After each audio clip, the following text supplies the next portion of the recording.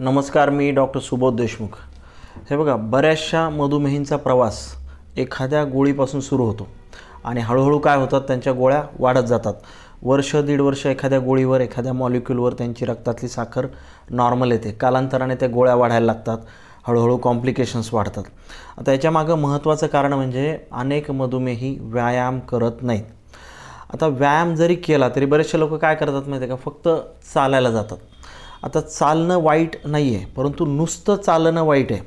त्यामुळं जर त्यांनी त्यांचे स्नायू जर प्रिझर्व नाही केले, मसल बिल्डिंग एक्सरसाइज जर नाही केला, तर काय होतं, त्यांची टेस्टोस्टेरॉन लेवल कमी होते आणि टेस्टोस्टेरॉन कमी झाल्यामुळे त्यांचं स्नायूंचं प्रमाण आपोआप कमी होतं. आणि हे निसर्गाच्या नियमाप्रमाणे वयाच्या 30 नंतर आपोआप 1% स्नायू कमी होत असतो दर वर्षाला.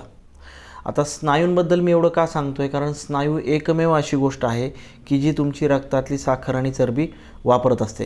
जर स्नायूंचंच प्रमाण कमी झालं तर काय होतं, रक्तातली साखर वापरणाऱ्या ज्या काही गोष्टी आहेत त्या कमी होतात आणि साखर वाढायला लागते. त्यामुळे त्यांच्या हळूहळू गोळ्या वाढतात. त्यामुळं जर तुम्ही मधुमेही असाल तर तुम्ही हळूहळू वीक दिसायला लागता.